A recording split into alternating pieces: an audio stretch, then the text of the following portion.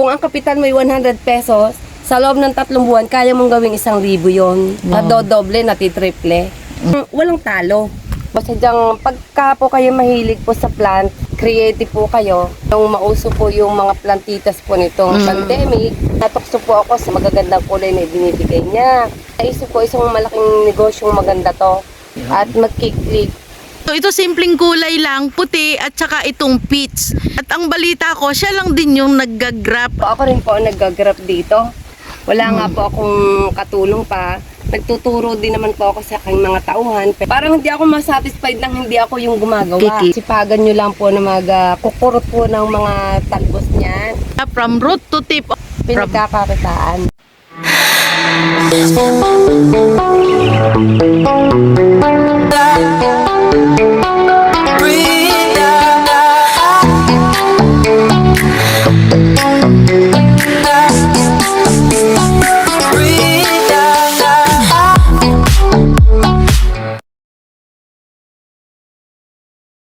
Oh guys, nandito daw tayo sa Tanawan, Batangas.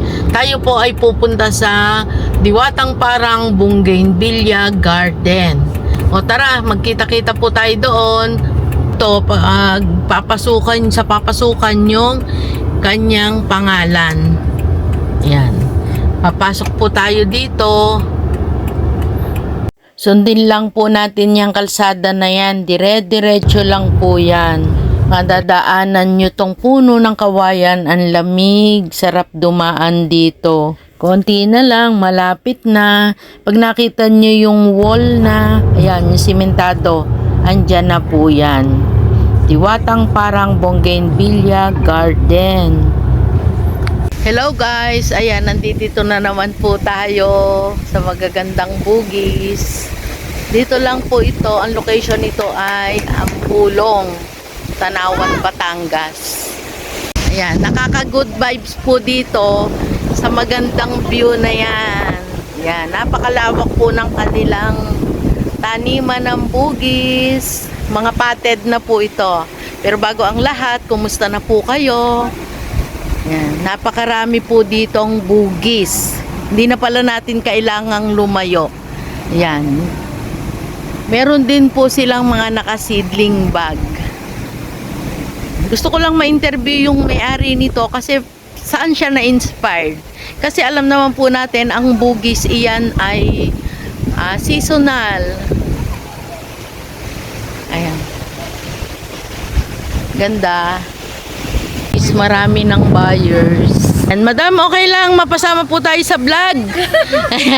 Taga saan po kayo? Ibaan. Ibaan. Pero asawa ko'y taga dyan, Dasaya. Taga rito lang din po. nagbablog ka? Opo, Plantita Verde PH po sa YouTube. Shout kay madam, nanonood daw siya. Salamat. Opo, mga halaman po. Yung... Ay, paano ko kayo? Baka Opo, salamat po. Plantita Verde PH. Ayan. Ayan, may viewers tayo. Dito po sila sa Batangas. Maganda yung lugar nila, may malapit silang garden na napupuntahan katulad nito. Ikot muna po tayo habang busy pa si Madam Divine. Ito, ilan suksok din ito. Si Madam Divine ang nag-iisip ko anong kulay ang ilalagay sa bawat sanga. Siya po talaga ang nag-grab. Nagtuturo din siya kay Kuya Renan. Shout out. Ito, sobrang ganda rin ito. Maliit siya, cute siya. Pero pwede nyo po itong palakihin eh. Oh. Siya si Pink Moonlight and Golden Purple. Sinakay na, paalis na sila. Interviewin natin si Madam Divine. Wait, may humabol pa. Oh, ayan, sige po. Tanong on the spot. Wala itong review. Ayan. Paano nyo po nahiligan ang bugis at saka bonsai pa talaga? Ay, bali ano po, sadyang pagka po kayo mahilig po sa plant and then creative po kayo, at saka nung mauso po yung mga plantitas po nitong pandemic, so nai-apply ko po yung pagiging hilig ko sa bonsai. Nitong mauso na po ng pandemic yung mga halaman. Then nakakita po tayo ng mga iba't ibang klase po na mga bougainvillea na meron pala itong iba't ibang klase, variety. Then natukso po ako sa mga magagandang kulay na ibinibigay niya. Ayun, at saka naisip ko isang malaking negosyong maganda to na walang talo at magkiklik. pinagkakakitaan.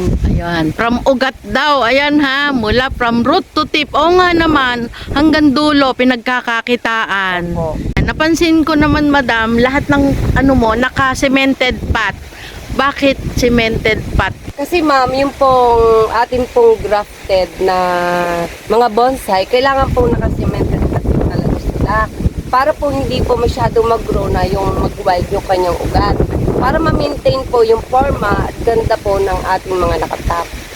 Sa bugis, care tips. Napakadali lang pong alagaan po ng ating mga bugis. Basta sipagan nyo lang po na kukurot po ng mga talbos niyan. Para po ganito po lagi at ma-bloom. Huwag po kayong mag-aalala kasi ang bugis po ay hindi po maselan, alagaan. Dilig lang po and hindi rin po niya kailangang araw-arawin ay dilig. Yun po. At saka napakatibay po niya sa araw. Ang dapat gawin sa mga pampabulaklak? Ayan, katanungan yan kadalasan. Kasi po ang bougainvillea nga po is summer po ito namumulaklak. So ganito pong 24 hours at 24 tayo 24/7 na 24/7 sa araw. Oo. Sadya po nagbo-bloom po sila ng ganyan. And then meron naman po tayong ni-apply din ng mga fertilizer po na mabibili nyo lang din po sa mga yung mga 14 po ba na mga fertilizer. Yun. Pero talagang pag summer po, Bubulaklak. bubulaklak po talaga sila. Hindi mapipigilan.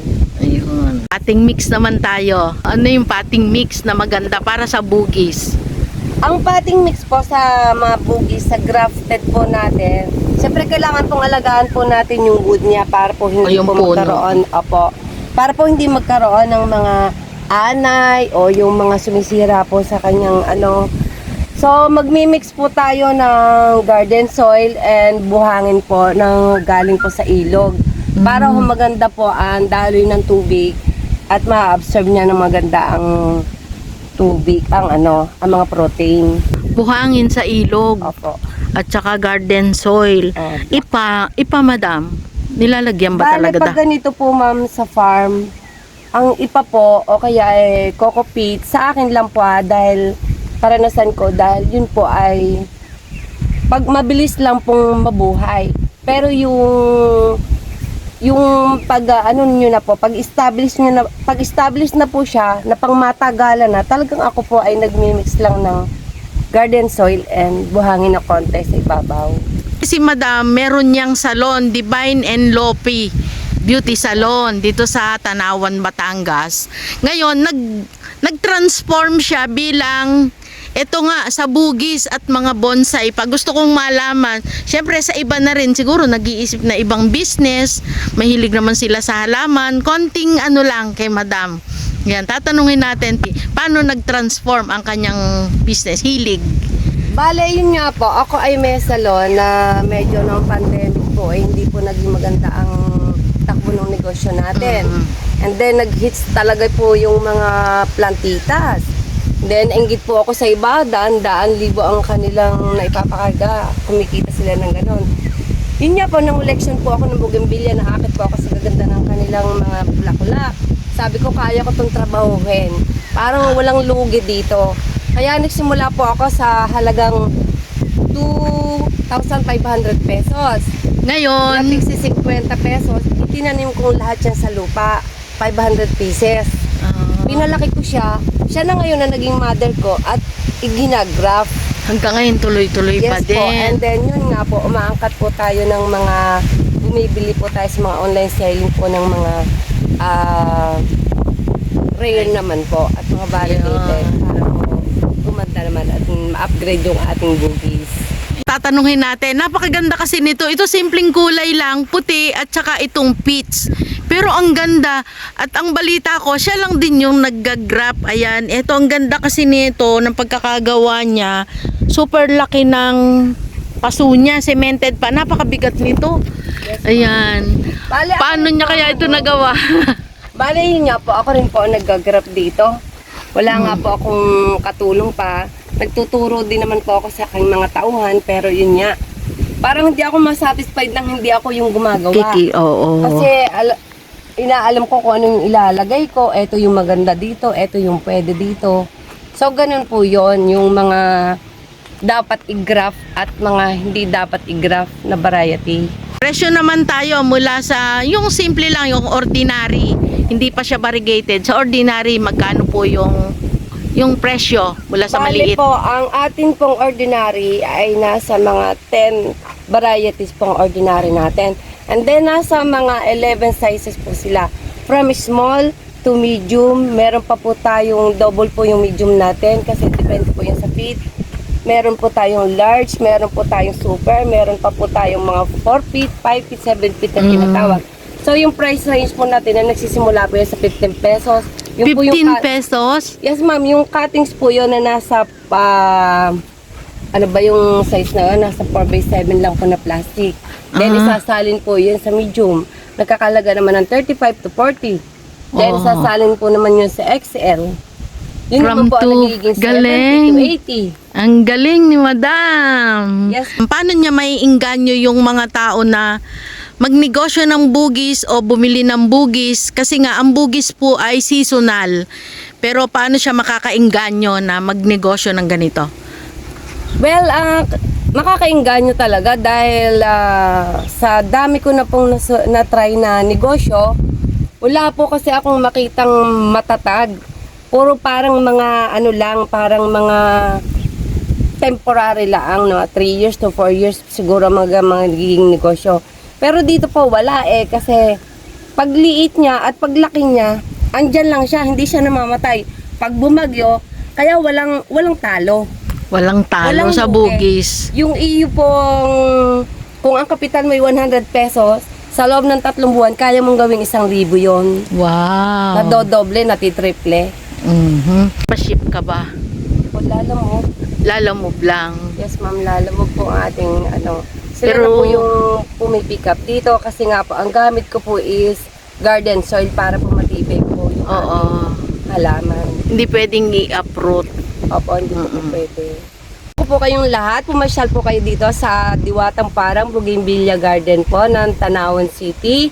Matatagpuan po ito sa Sitio Ludlod, Barangay Ambolon, Tanawan, Batangas. Welcome po ang lahat na pumasyal dito. Maganda po ang view. Masarap ang hangin, mura ang bilihin. Wala po kayong wala pong bayan na hindi bumibili dito ng walang gift.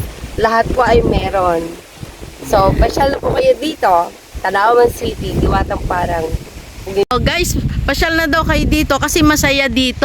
Sino bang hindi mapapangiti sa makikitang ganyan kagaganda? Ito, pag ito madam may nagkagusto, mabebenta mo yan? Ibebenta Ang dami mo? nga bumibili niya. Oh, kasi Sabi ang ko, ganda niya, oh. Model ko po yan. Hanggang likod doon, ang dami. Magiging model po namin. Guys, kahanga-hanga ang kanyang mga halaman, oh. Hindi siya nawili sa indoor. Kasi tayo, alam nyo naman, tayo pang indoor. Ang kanya, puro outdoor. O diba, beautician. Pero wala siyang paki kahit mainit. Dahil iyan ang kailangan nila, yung sikat ng araw. Oh, ayan, maraming salamat po sa inyong panunood. Pasya lang kayo dito, madali lang itong puntahan. Guys, tara, puntahan natin hanggang likod nila or likuran ng garden nila kasi sa lawak po ng lugar na ito, may iba pa silang tanim at yung mga mother plant nila atin pong pasyalan. Narito yung kanilang mga ginagrap. Yan daw ay mga 2 weeks may tubo na. Kung kailangan nyo ng mga pang landscape, pasya lang po kayo dyan. Kung gusto nyo naman ay bonsai, potted, available. Guys, ayan, ang daming sagingan din dito, oh, kabilaan yan. May mga puno ng saging. Ayan, yan sa kabila. Saging pa rin. Pero pupuntahan natin yung kanilang mga mother plant. Marami daw sila ditong mother plant. Pero ito, napakalawak po ng space na kanilang lote. Yan, dyan sila, ito daw ay nirerentahan lang nila. Guys, ayan, oh, napakalawak. 2 hektarya daw itong kanilang nirerentahan. Kaya nagagawa nila yung pwede nilang ilagay dito, itanim. Malawak yan. Hanggang doon, 2 hektarya daw yan. Napakaganda rito, ang lamig sa ilalim ng puno ng kawayan. Pero nakakatuwa sila kasi Ilang taon na daw nila din itong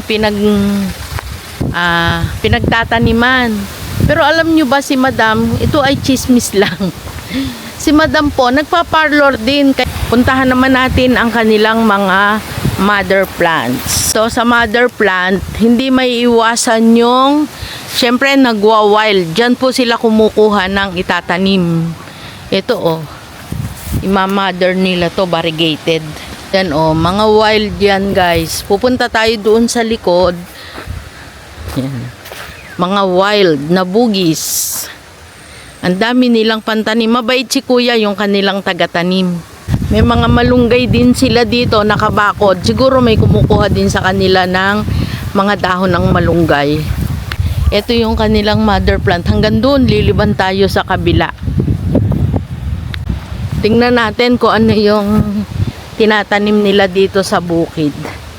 Yan, pupunta po tayo doon banda. Ayun. Oh. Pupuntahan natin yung kanilang bukid. Tingnan natin kung ano yung nakatanim kasi napakaganda naman ng pagkakatanim. May linyahan.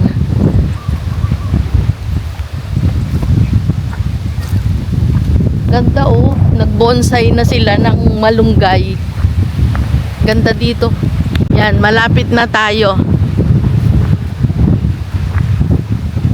Pakalawak nito.